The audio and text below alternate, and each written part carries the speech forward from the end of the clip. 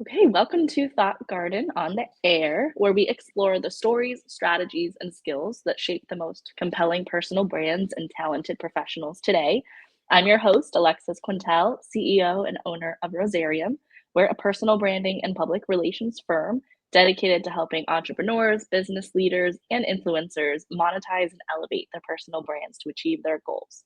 So, for season two, we're diving even deeper into the art of personal branding and talent management. So, whether you're an entrepreneur, creator, or someone who wants to leave a legacy through storytelling, this show is for you. So, today we've got the perfect guest for this conversation. We're joined by Kerry Kriseman, author of Accidental First Lady and a memoir coach. She specializes in helping everyday people tell their life stories. And I love that her motto is you don't need to be famous to write a memoir. It's so true. So, welcome, Kerry. Hi, thank you for having me. I'm happy to be here. Yeah, so let's jump right in. You've had a unique path. So you worked in the newsroom at the St. Pete Times, which is now Tampa Bay Times. You transitioned to marketing as a copywriter and then became a political spouse and now an author and memoir coach. So how have all these experiences shaped your passion for storytelling? Well, studying it in college, I studied broadcasting, which lent itself to working in the newsroom in a way, even though it was a different Mhm. medium. Um, but I saw firsthand, as a college student, what goes into telling a news story, perhaps. And Mm. unlike a memoir, a news story has a lot of the same elements in some cases as a memoir. It can be a personal story. It can be a story of resilience. It can be Mhm. emotional and have all the things. So I just was always captivated by what was going on, what was happening in the world and locally in our own town, now the Florida's fifth largest city. But so I just love that. I love the pace and I love that every day was different. So when I moved into marketing, right after I graduated, I went up the floor at the Tampa Bay Times into their marketing department. And that was when they had the Tampa St. Petersburg Times, now Tampa Bay Times, like you said, had an in-house. It was like their in-house advertising agency. There was an Mm. advertising department, obviously, that sold the ads, but we supported the in-house campaigns where the Times would partner with businesses to create a campaign, a fun campaign that promoted the newspaper and promoted the business. So we wrote snappy, short form copy, and I got to sit in on designing the ads, and then I went on to also having a role of telling the in-house story by publishing the company's newsletter. So I always said that it was a weekly newsletter. It was 12 pages every week, and I designed it and learned all of that. So, but I always said it was such a challenge to tell the stories of newspaper people within that Mm. community because it's a lot of editors around. So I learned a lot.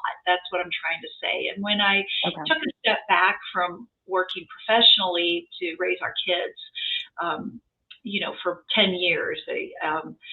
I stayed involved through nonprofits, through the Junior League of St. Petersburg, and used the communication skills that I had and that I learned, in my leadership roles then. And then in Mm. 2008, I returned to working and I joined Creative Clay, which is a local nonprofit that creates arts accessibility for people with disabilities. And so I was their PR manager, but chief storyteller. I did their social media. I wrote industry articles that would be in arts publications.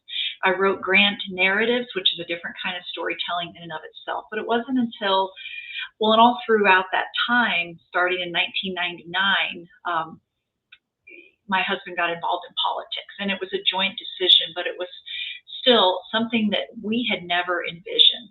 And Mm. when he said yes to running for city council, we had no idea what that would set off, for the next Yeah. 20 years of our life. So, Right. in a smaller sense, I had to learn my own story, who I was apart from him as a public figure, and as he got further into politics, his persona, if you will, political persona grew, which meant that people started inquiring about me and what that meant for me, and it prompted me to create my own 30-second elevator speech in terms of myself. Okay. Like, what do you Yeah. do? And, who are you, and who are you apart from this person? Yeah.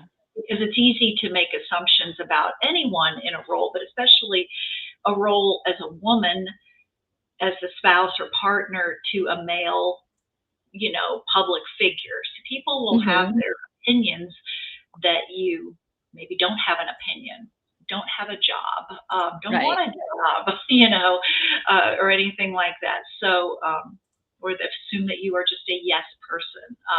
That Right. was a lot of what I came up against. So it was defining a personal brand, but also supporting my husband as well, because that's what you do in a partnership and in marriage. You support, even if a role may not come easily to you. So in Mm. 2018, about a month or two after he won his eighth campaign, it ended up being his final campaign, but I was having coffee with a friend, and she said, "How do you do this? As in, how do you live this public life? I mean, it's Right. no secret that politics is ever increasingly contentious and vitriolic. I mean, we all know that no matter what letter is after your last name on the voter ID, you can say that it's a contentious landscape to be in. So back in Yeah. 2017, it certainly was, even then, Right. especially social media. He started politics without social media, and as it amped Right. up, especially when you're anyone who's running for the position of mayor, big city, mid-sized city, even a smaller, the mayor is the CEO of the community.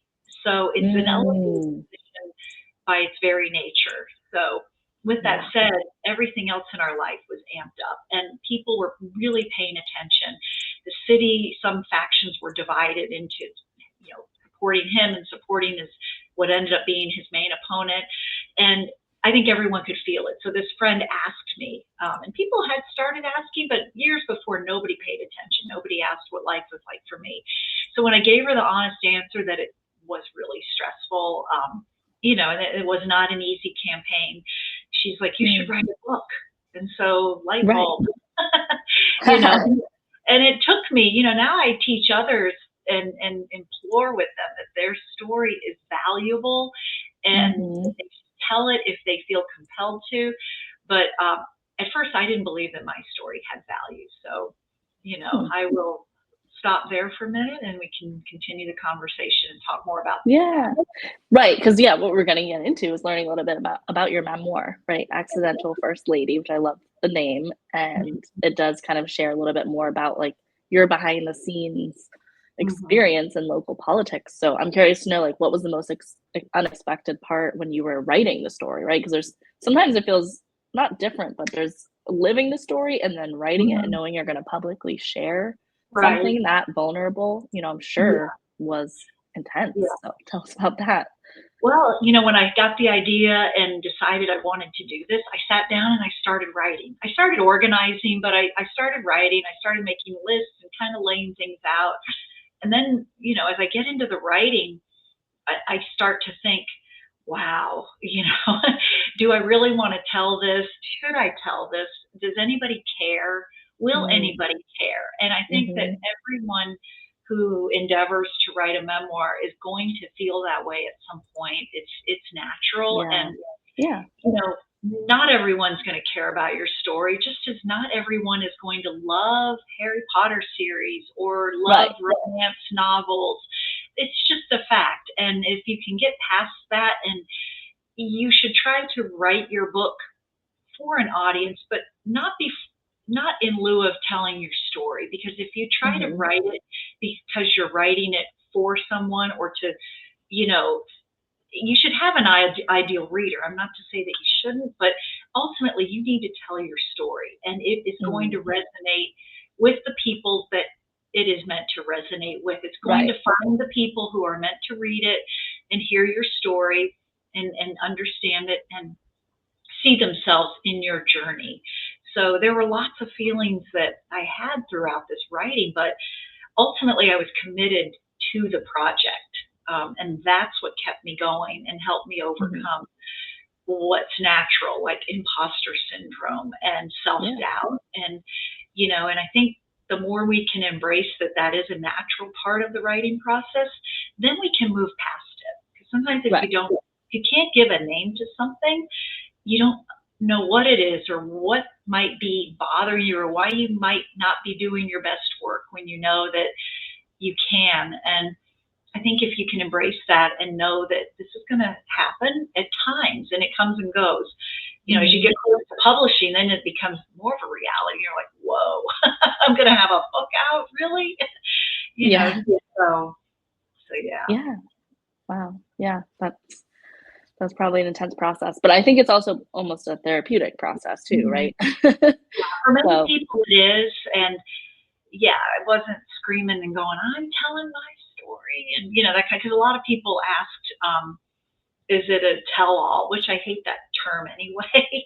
Because yeah. that implies that it's salacious and gonna throw Right. someone under the bus, and that was that was never my intention. That was not the kind of book I wanted to write, and it's not the kind of book Mhm. I wrote. Now you have to tell the truth, you know, Mhm. and in your truth as you remember it, and but you decide which stories to tell. I mean, if I wanted to Right. do that, sure, there are stories I could have told, but that's not about my journey necessarily as much either. If I'm just Right. talking about 8 years or 22 years of politics, so yeah. So, and you mentioned personal branding, which I love. Obviously, that's my favorite thing to talk about, but, you had to kind of put some more, not attention, but, like, you had to kind of think intentionally about yourself, right? Your own story and your personal brand. Mhm. And that can be intimidating. That can be kind of scary. So now you're actually helping authors realize that their story is their brand and kind of helping them through that process. So Mhm. how do you help authors, realize that and come out of the place of fear?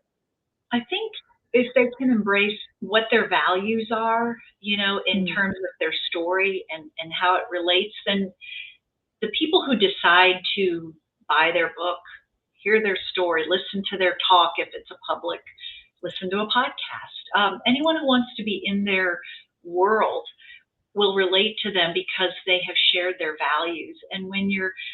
And this doesn't mean saying, and if it does, that's fine, but it doesn't mean saying I'm this certain religion or I'm this, but just your personal values will come out, what you stand for. You don't have to be political about it, but just what you true. stand for, maybe what motivates you, what drives you as a person.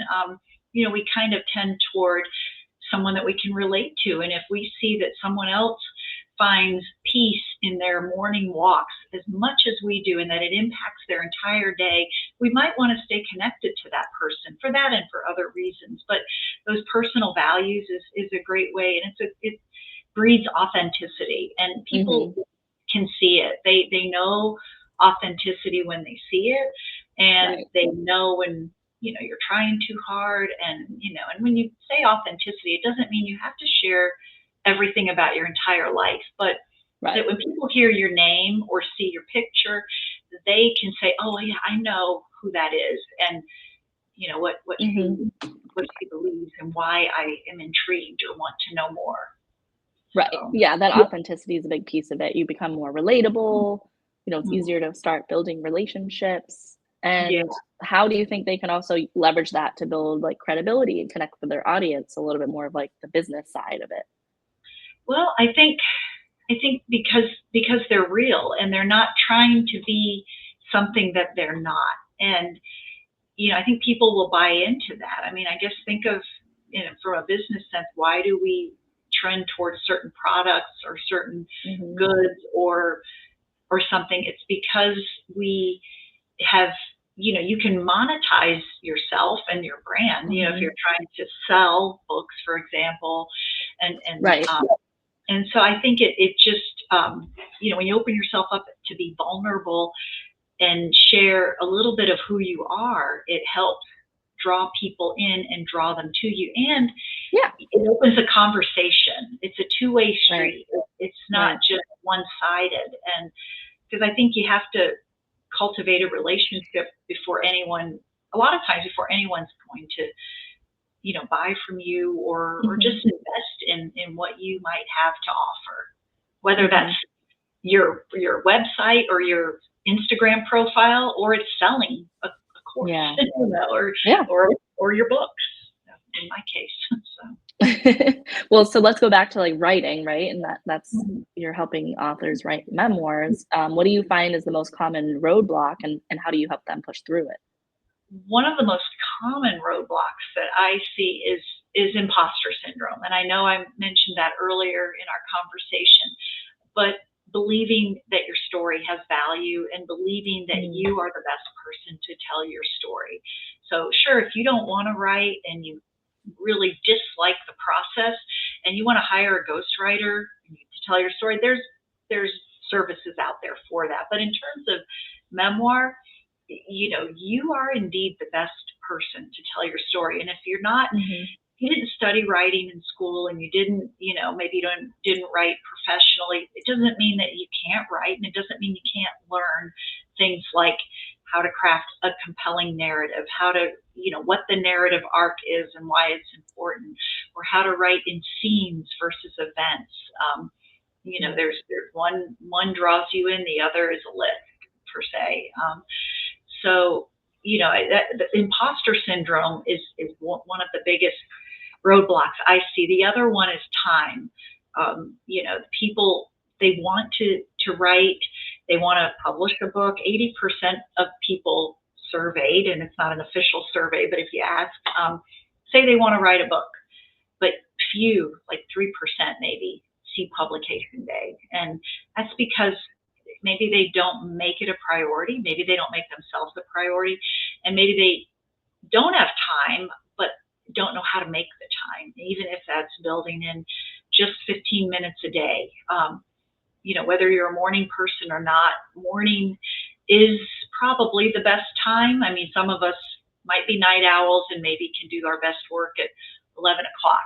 But for the most part, you tire throughout the day, and morning is the best time. So even if you can try to build in a regular writing practice, or if you can't, and recognize that your writing comes in spurts and bursts of creativity, but that you do mhm, have a pattern, then embrace that. But I think ultimately, if you can, try to write, if you have a project every day, um, mhm. that you have a project you're working toward. So yeah, imposter Yeah. syndrome and time are the biggest roadblocks I see. Yeah, I can yeah, I can speak personally to that. I've been saying that I'm writing a book for Yeah. like a year. I got Yeah. through the blueprint part, I've got the Mhm. outline, I've got the name and everything, but I haven't written a page yet because I'm so focused on my business I and, know. finding the time to do that is hard. So Yeah. I'm not hiring a ghostwriter, I'm hiring a book coach. So someone that can just Mhm. keep me accountable and just look Right. at it more of like chapter by chapter so that way I'm not so Yeah. overwhelmed. Yeah, and it's good. It's good to have a partner in the process, Mhm. as well. And I listened to a talk yesterday, ironically, that from a book coach, that the brain has neuroplasticity, and what that means that it can Hmm. adapt over time. So to look at writing from a scientific perspective, um, and the brain's ability that if you start a practice that maybe you weren't used to, let's say you're not used to writing every day, and just, and I get it. Yeah. If we get used to not writing, that becomes our muscle memory versus trying to write. But that your brain can adapt to, if you have a routine, like you get up, Mhm. have your coffee. I'm just throwing out some examples. Yeah. Go for your walk, sit down and write from 9 to 9:30 a.m., for example. Then if you do that like several days in a row, then your brain will start to look for that in the morning. Like be like the coffee might be a trigger that, okay, I know what's coming next is the walk. Mm, And then if the right. walk doesn't happen, your day might be a little off. I know mine is, it's not ruined, but I know my day feels like it's missing something. But Right, granted, you I, missed that important I have step. 3 dogs that get me out to walk, but I love walking Mhm. anyway. I would do it without dogs. But with that said, it's a different concept and a different way to think about implementing a practice when it's hard to do so. I loved hearing that. I just, learned, I've heard of neuroplasticity, but not in terms of Mm, writing. So, yeah, that's amazing. Well, that gives yeah. me hope. Hey, I struggle with it too. I really do because, like you, I'm busy, trying to promote what I'm trying to help people do, and sometimes just like self-care. If you look at Right. writing as self-care, like you giving attention to your book, and I know you have a book coach, so I'm not trying to be your book coach, but it's like can be a form of self-care because you're investing Yeah. in something that you've set a goal for. Right. Yeah. Exactly. So So, in your experience too, as First Lady of St. Pete, so fancy. I love that. So, you have a little bit of a different experience because you were more of like a public figure. So, how has that like shaped your understanding of storytelling? well, without sounding cliche, we are the authors of our own stories. And if we don't tell our own story or, craft our own brand, somebody else will for us. And they'll make assumptions, especially in that first lady political spouse role. I mean, that's why I chuckled the night he was elected mayor. And that was 2013. And I'm getting texts from people saying, congratulations, you're going to make a wonderful first lady. I'm like, really? I mean, it was very nice. And I didn't laugh, but I kind of was like, oh my gosh, no, I'm just, working and raising the kids and helping Rick and we're living our life, that kind of thing. Yeah. And so, and on this level, I'm not going to say there's not a role because the role is what you make it, but I think a first lady is a much more elevated role. But then I learned to embrace the term because people were kind when they said that. So I Mhm. was like, I'm not going to poo poo it or laugh in anyone's Yeah. face that does that. So with No that said, attention. it prompted me to always know. I mean, I know who I am, but know who I was. People assumed because I was the mayor's wife, not just a spouse, in terms of a male spouse to a female mayor, but a woman to the man who was the public figure, that I didn't have a job. And there have been times in my life where I didn't have a job when I was home with the kids or whatever. But Mhm. just to assume that because I'm the spouse of the mayor, that I don't work. The place I worked for 15 years, some people still thought I was a volunteer, like in the community. And What? because they made assumptions, just based on what our life was supposed to be like because he was the mayor. I mean, Right. it's an interesting study in human behavior, when you're in a public role and you're elevated without intention. Like it wasn't my intention to seek a public, you know, role, so to speak. It was by design because of what my husband did that made me Yeah. somewhat of a public figure, in a sense. So so there was a lot of times I had to dispel myths. It's in my book, but there was one time a guy called me arm candy to my face Ooh. because he asked what I did, but then he didn't let me answer. He followed it up with, "Oh, you're just arm candy." And thankfully, I was, seasoned and I wasn't so bamboozled by the remark that I was able to say, well, actually, here's, what I do, and went on to explain, volunteer roles and my job. So, Yeah. but it's just, you're the author of your own story, Mhm. and also from a public role to always know is the spouse of a political figure, or someone who is elected. No, you don't have to know exactly everything that they are working on and that they are doing, but you need to know the issues. And as a citizen, you should care, but you should know the issues, and know what your husband and his administration stands, or your spouse. I don't want to assume it's a husband, spouse stand for, because you never know when you're going to be the subject of the interview. Before that Mm. 2017 election, it was the primary. Um, and a lot of people in the city thought my husband might not make it out of the primary, but he did. So, but we were coming out, we went and did this, and it was kind of a PR move. And because when a public figure or someone on a ballot votes, people want to take pictures of that and cover it. So we went and early voted in the primary, my husband and I. And as we're coming out, the media is there. This was at the supervisor of elections in downtown St. Pete. And I thought they were going to talk to him, but they talked to me and they wanted to know. And thankfully, I was prepared. I mean, I was Mhm. so busy and so used to campaigning in general, and making voter phone calls. I knew, but it's a lesson to always be prepared. And I'm glad I was, because I was quoted Right. in the paper, and I wasn't upset about it. That's good. Yeah. You were So prepared. yeah. So So for listeners who do want to tell their own story and maybe you've inspired them to, or they're like me and they're someone in the process, but mhm. what advice would you say as far as like where to start?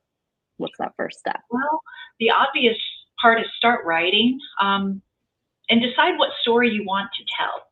If it's Hmm. memoir, a memoir is different than an autobiography in that the autobiography encompasses someone's entire life, and usually written by themselves, autobiography. But a memoir is a certain period of your life.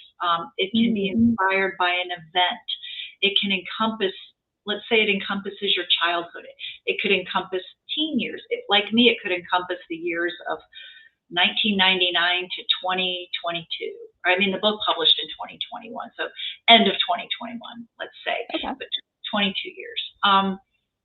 So that was my time period. But a memoir will include, it can be an igniting event, it can be a moment, but it usually includes some form of transformation that Mm. you, the you know main character of the book, will have gone through. And Yeah. I don't mean like she lost 50 pounds, unless that's what your memoir is about. But in terms Could of just, be.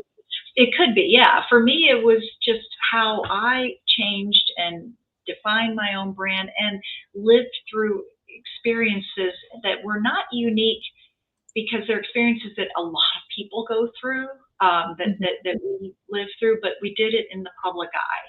And that was the Right. difference.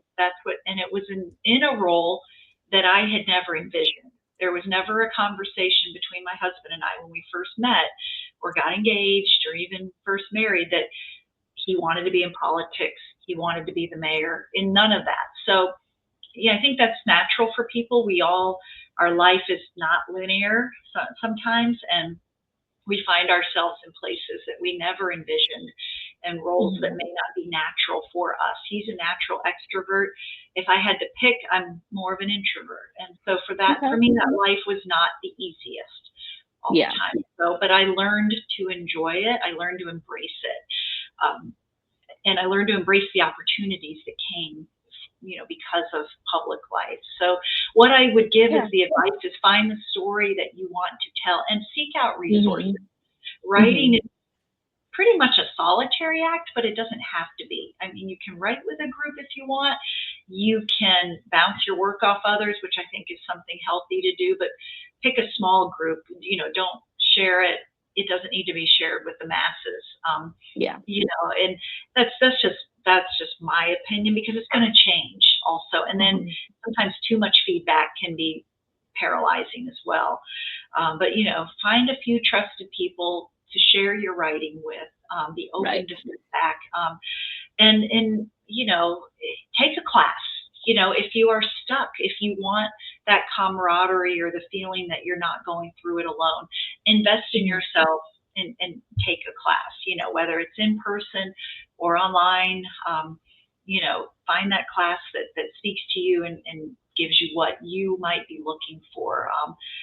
Obviously, they're structured all sorts of ways, with weekly feedback. You can even get one-on-one consulting if that Yeah. helps. I just met with someone last week about author marketing, and his book's almost published, but he's like, I need help. So, Yeah. that kind of thing. If you just need a one-stop, maybe one hour with someone can be all the difference, that you need. Yeah. Right, So, especially when it can be kind of scary and maybe mhm. that'll help with imposter syndrome too if you have Oh someone yeah, that's supporting you in your corner. right, definitely. Yeah.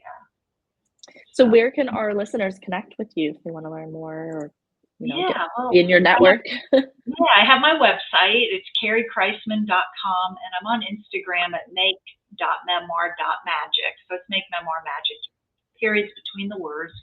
And so I'm Love that. pretty active there. I do have a Facebook group, Memoir Magic for Aspiring Writers. Anyone can Oh, join cool. that group. And I've got my course, it's called Make Memoir Magic, and it's a 4-module online course, and I'm actually, it's on demand, but I'm going to be updating it to include weekly group meetings and check-ins and things like that. With, I think people like that, but I like it too. I mean, I'm happy if someone purchases it and takes it and runs with it and goes through it. I love that, but I do love being connected with the people, that I can hopefully help. So, Right. but all of that's on my website, and I have some free resources there as well. I have a fun quiz it's on my Instagram profile. It's in all my bios. It's called "What's Your Memoir Writing Roadblock?" And it doesn't just give you a one-word answer. It gives you feedback, and I'll follow up with you even beyond your initial result. With that. But sometimes if we don't know what the problem is, we just feel like something's gnawing at us or not sitting right, and we just feel like something might be a little off. Finding out what could be the issue might be all we need, Right, so, exactly. Yeah. That's amazing. Well, I'll make sure to put your links in the show notes so Sure. our listeners can connect with you. Thank you so much for sharing all these helpful insights. Yeah. And so with that, we conclude another episode of The Thought Garden. If you enjoyed today's conversation, be sure to follow us on Spotify, YouTube, SoundCloud, and social media. We'll be sharing more inspiring stories. And if you have a story to share or know someone who does, you can reach out to us at rosarium.work on all platforms. We'd love to hear from you. Thank you for listening, and we'll see you next time on The Thought Garden.